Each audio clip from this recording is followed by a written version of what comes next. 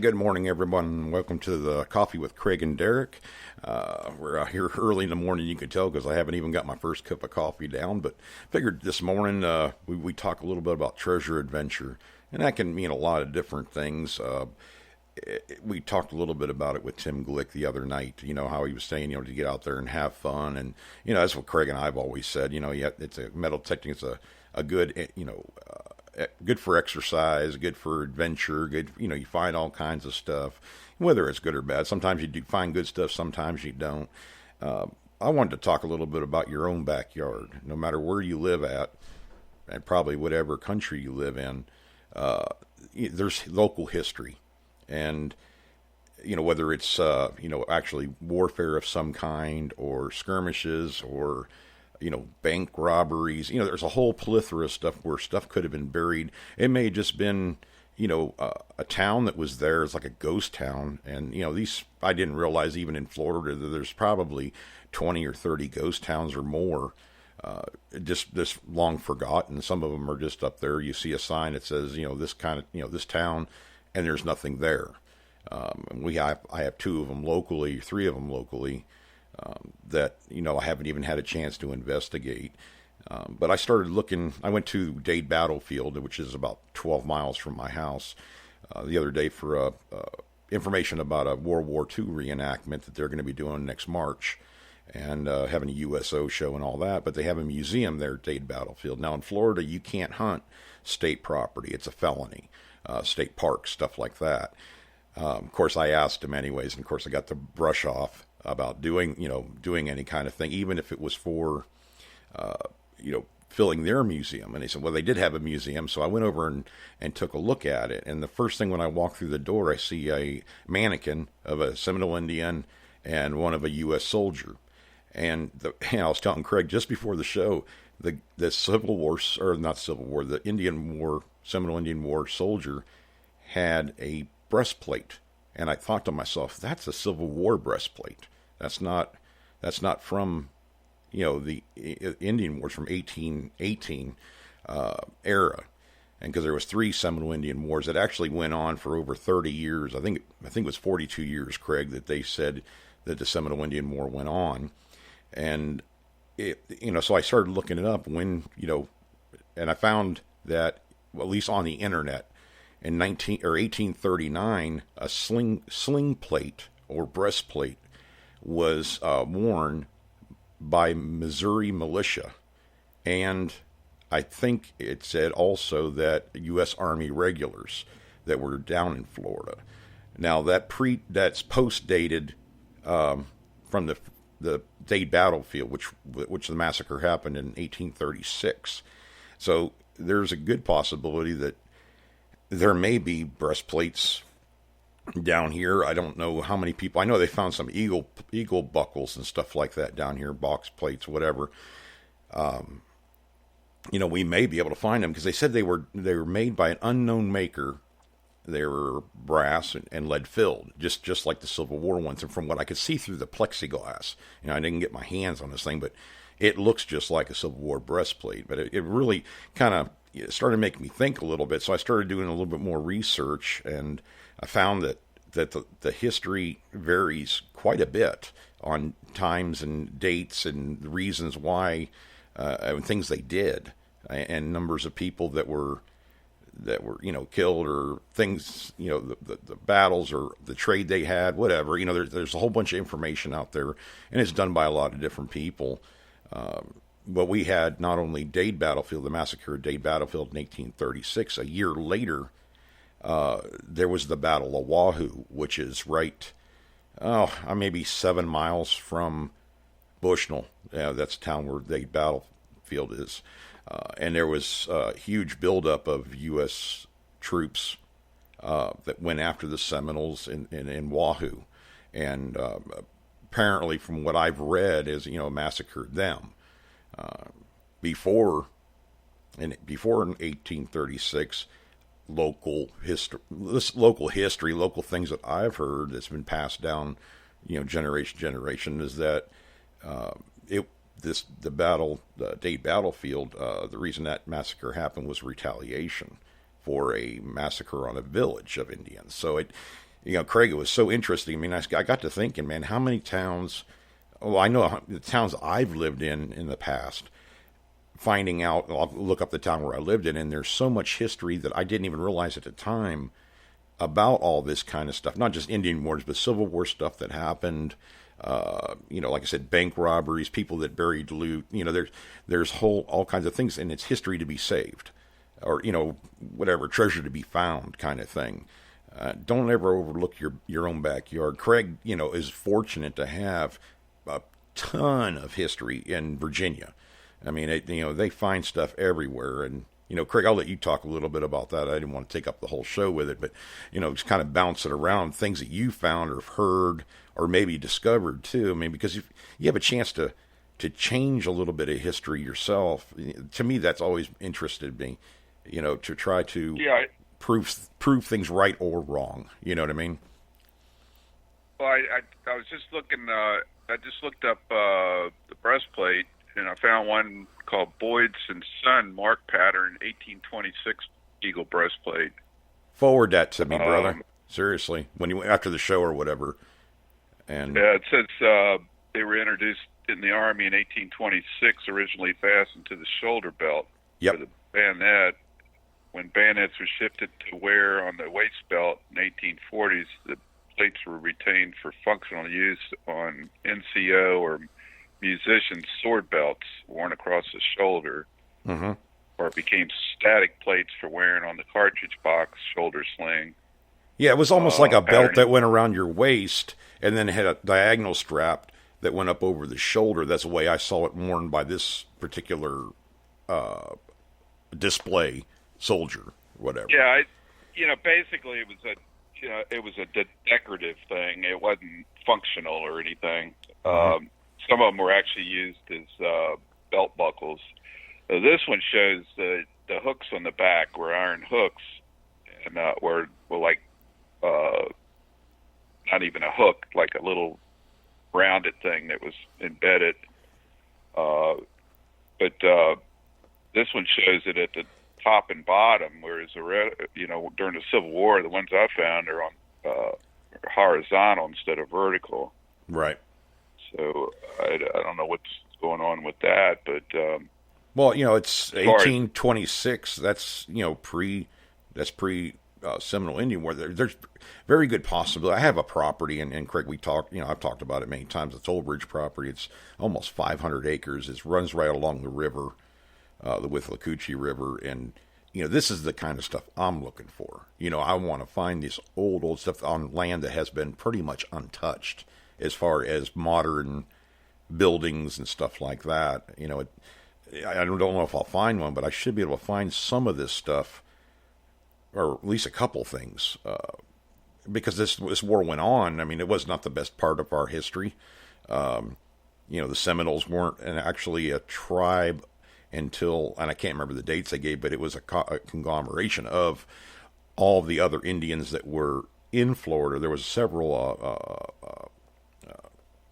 tribes, different tribes in Florida, and plus the African American, the slaves, their own way slaves would join the Seminole Indians. So you were dealing with so many different dynamics.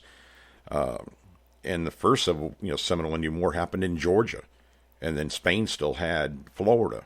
It was just really interesting, how all of these areas, the history mismatch and goes over, and being so long that you could very well have stuff in your own backyard if you live in southern Georgia about the Seminole Indians and stuff like that. Even the name, they've always said it meant unconquered, but I've seen information here that in Spanish, Seminole Indian meant, and they gave that name for it. I don't have it. I can't remember it, but essentially it meant wild ones, which are wild runaways or something like that.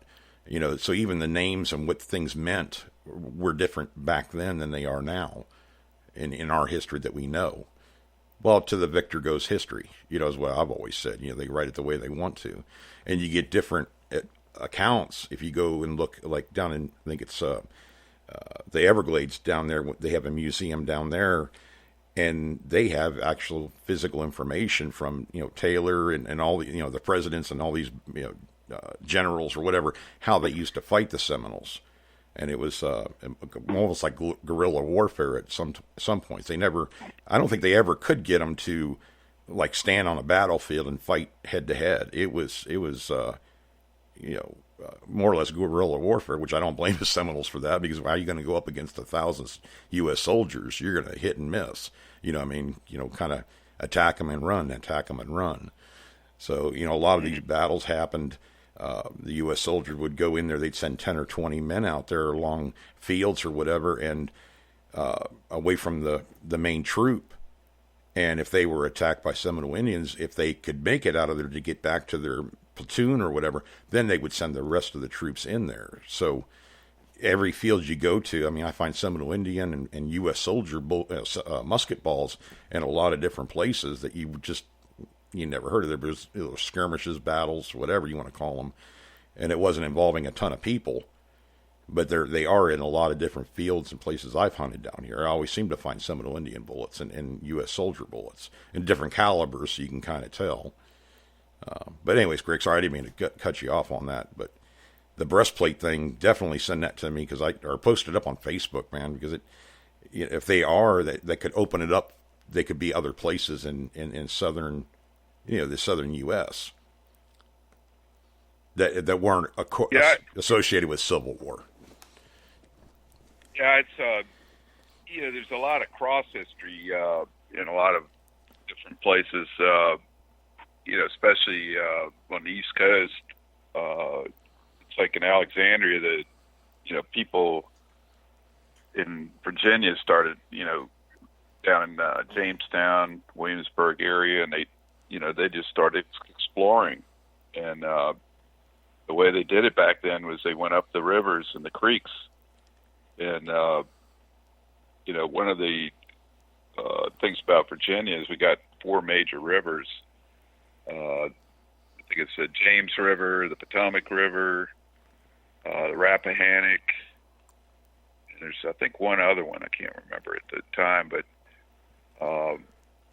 all these places, people look for ports, where it was a good place to, have a lot of places along the river. It's not good for a landing or right. Bringing in goods and stuff, and that's how you want a place where the people from overseas can bring in all their goods and stuff and come up the rivers. And the Spanish did that. That's how we got all these Spanish coins in Virginia. Mm-hmm. They basically supplied the silver.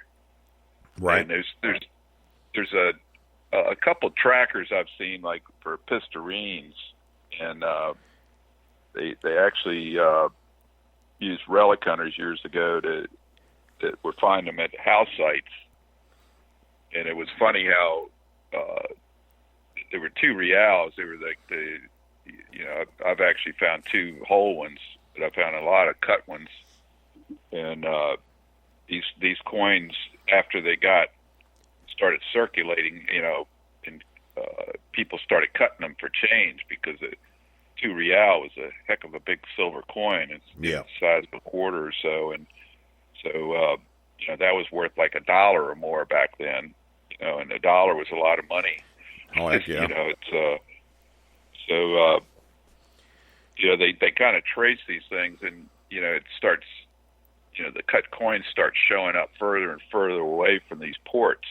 And they start spreading out all over the state. Mm-hmm.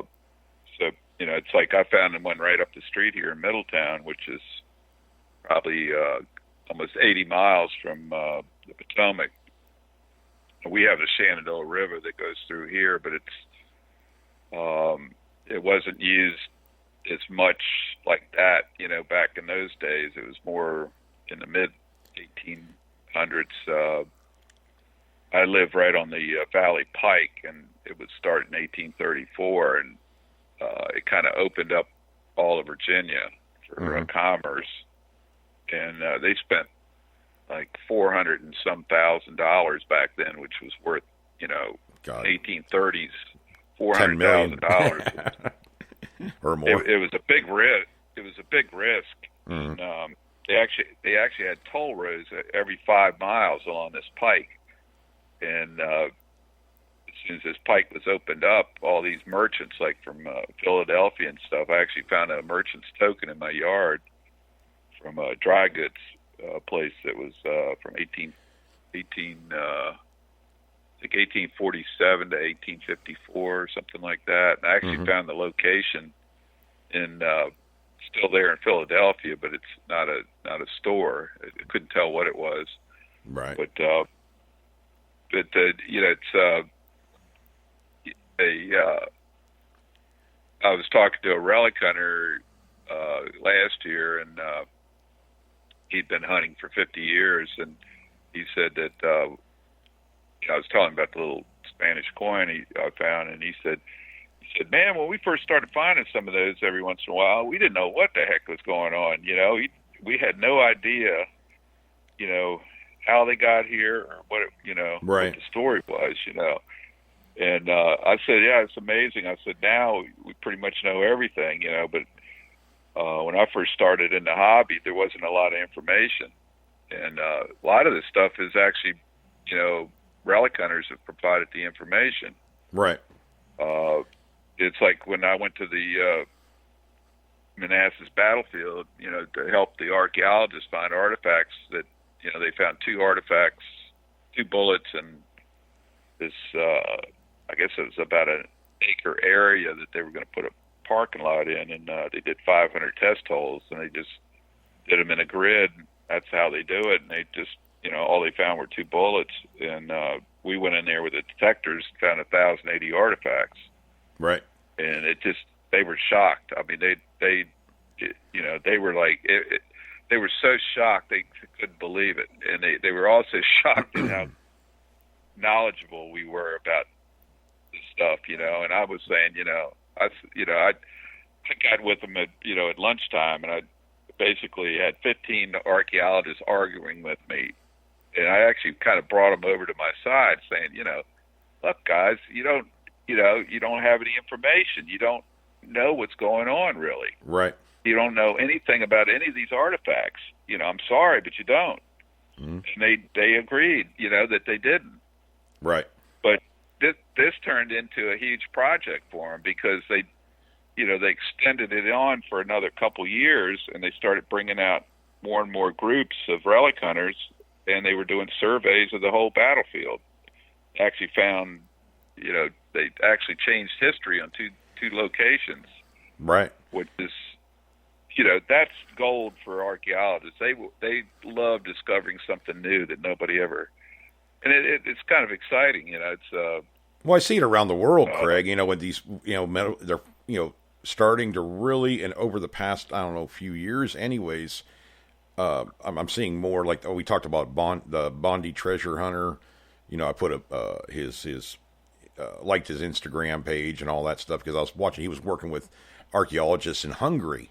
You know, they had them come out there with metal detectors and everything, and you're not allowed to metal detect, I guess, in certain areas in Hungary, but they were there to identify or to try to find some of this stuff in their, you know, their history for the archaeologists, to give them an idea where to look. I mean, if I've always been under the impression or thought pattern that if there was a house like standing right here and during the Civil War, what was here before the Civil War? But, you know, like we're talking, you know, 50 years, because usually if it was a good location and there was a water supply and all this stuff, there may have been something on that same piece of property even farther back. I mean, I know like Bill Marsh finds that one place we hunted, Craig, you know, there was a house there. It dated back to 1800s, but he also, on that same property, there was houses from the 1700s, you know, so, you know, he found, you know, foundation blocks, this and that, and everything. Ended up finding some reals and that kind of thing. You know, this goes on in a lot of different places. People rebuilt. Down here, you know, with this property I have, and I've been doing more research, the Withlacoochee River used to be about 12 foot higher than it is today.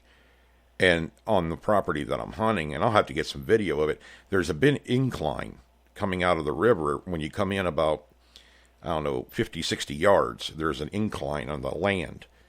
It very well, if the river was up that high, or naturally was that high, the houses and whatever was out there could have been up on that ledge. And that's probably why I started finding the 1920s stuff. Because remember, they drained Florida, or they were putting in, to try to drain out the swamp so they can build down here. That's why Jumper Creek was put in by the Army Corps engineers back in the 40s.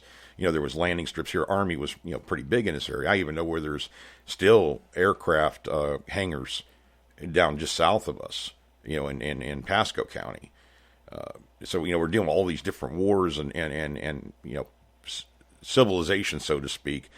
But the land has changed so much. And if you can find a place in your area that has been relatively untouched by modern stuff, with the exception of tractors and stuff, farming, you find this stuff. I mean, Tim Glick does up there in Ohio, Bill Marsh does. We find it a lot of places, but it may predate everything you even know about.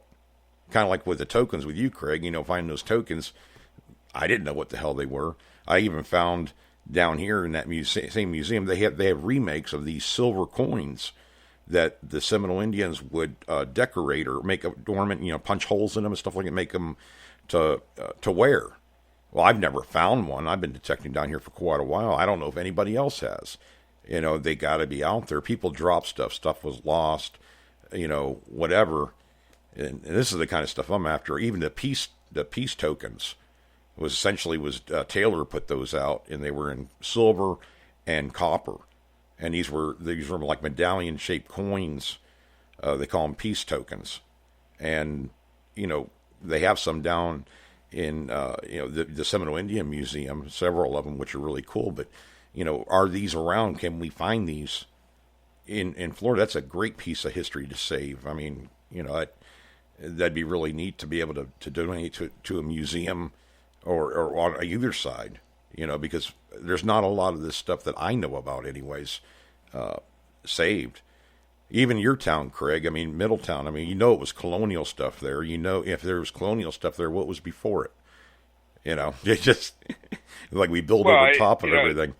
Well, the earliest settlers were up here in the, 1600s, late 1600s. Right. And they had problems with the Indians up here. And there's right across the street from my house is a historical marker that talks about the 1660 fort or 1760 fort or something. Mm-hmm. And it's basically a half a mile from where I am. My friend Steve showed me the area, and you can't see anything. And he said that he and some other people had approached the owner, and the owner won't let anybody, into the woods to look at the site. Right. So he doesn't know, what it even looks like. But, well, that right around that area, too, was several skirmishes, cavalry skirmishes. And there was one that probably 100 yards away where Custer's cavalry fought hand-to-hand with Confederate infantry. Right. And they were using bayonet and every, hand-to-hand combat basically on this hill. And it's just, the history's just layered here. It's like right down the street. I knew this property was going to be good because, like a block away is the Wayside Inn. It's the oldest inn in America. I guess it's been in continuous use. Right. And it's got all these ghost stories and everything in it. But anyway, both the Union and Confederate armies use that as a headquarters. Exchanged sides 131 times during the Civil War. So it shows you, this place was, occupied the whole time by, back and forth, and there was like all kinds of cavalry skirmishes, to try to clear out the spot. There was several, armies that marched through here. Stonewall Jackson pulled trains with horses that he stole from Harper's Ferry area. Mm-hmm. It's actually,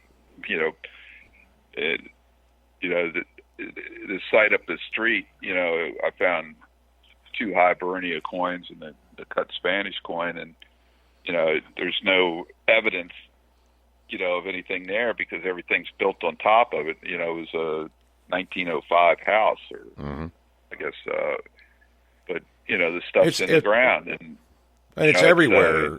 From north to south. I mean, Pennsylvania. I mean, I know for a fact. French influence and in all these colonial stuff and clay pipes and everything. I find a lot of that stuff up there just when I was a kid, laying on the ground. I mean, I've been detecting in a lot of different states, Tennessee and Kentucky, and every state probably, at least east of the Mississippi, there's a lot of history.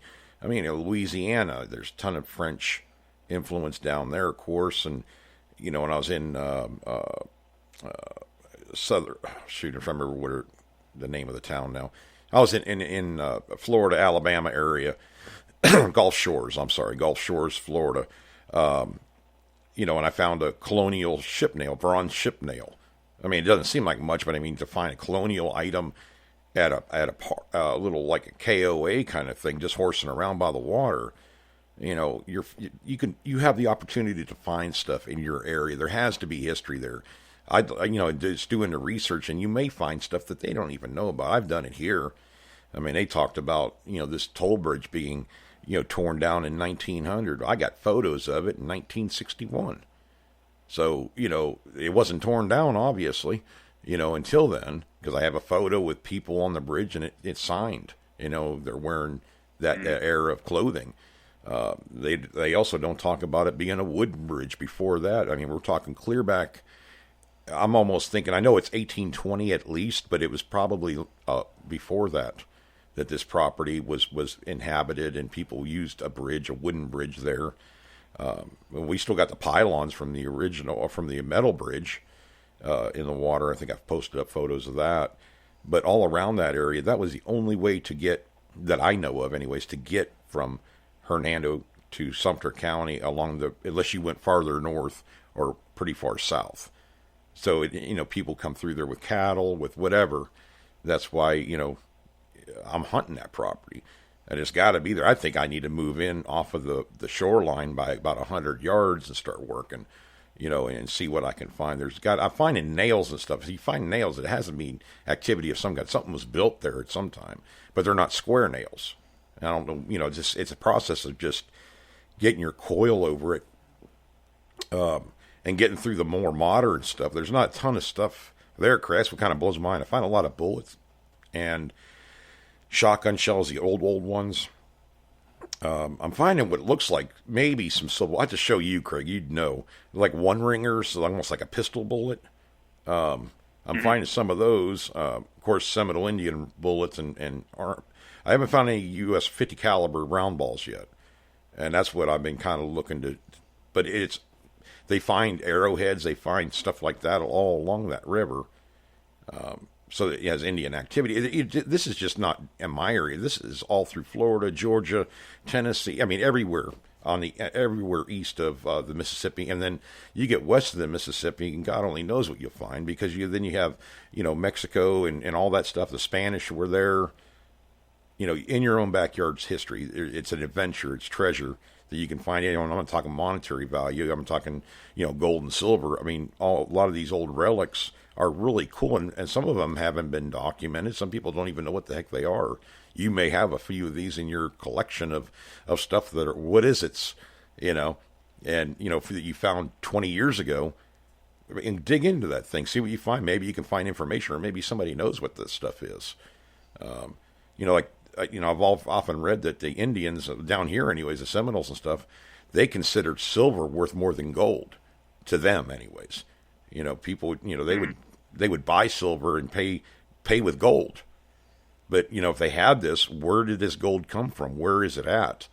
There's always a possibility that people buried stuff and died, or people buried stuff and were captured. That kind of thing. All the battles and everything. There's got to be stuff like this. The adornments, that's what gets me. I want to see real. They say there's real ones in a museum somewhere. They had I'll show you a picture of that too, Craig. But they take these silver dollar size or whatever silver they had, and they would cut these holes in it and stuff like that, and they'd wear this stuff and it just like little pieces of art. I'd love to find some of those just for the character of it, the history of it. They could be around. I mean, they laying anywhere. They found Spanish stuff here, Spanish armor. From Spain had this, for how many years before we got it, and took it over. Mm-hmm. So we're getting right here at 7:30, Craig. I mean, it's another topic that we can go on and on and on about, and we will on these morning shows. It kind of rolls over into our longer shows on Thursdays and Saturday nights. What are your thoughts? I just posted up the article about the Boyd and Sons 1826 breastplate on Hardcore page. Cool. So you can see it, but you just don't know where history is. It's like one of the things I didn't realize is when the explorers came into Virginia, they started the only thing that could really go up and down were the creeks and the rivers. It's a highways. It was like a wilderness. Yep. And I remember when they came in near where I was digging up in Woodbridge, Dumfries area, they came up between the two creeks. There were a lot of colonial sites all over that area. There was a port in Dumfries that's where a lot of the Pistarine started circulating through Virginia through there, and then that silted up, and the port went up to Alexandria further up the river. But and rivers changed, Craig. I mean, the routes of the rivers changed over time. Levels were different. I mean, it might be dry right now, but 100 years ago, it could have been 10 foot underwater or whatever. Yeah. But some of these, along the shoreline, that people couldn't even hardly get into the interior because it was the woods were so thick. Yeah. They couldn't believe. Some of these woods have been sitting there untouched for hundreds of years, probably thousands even.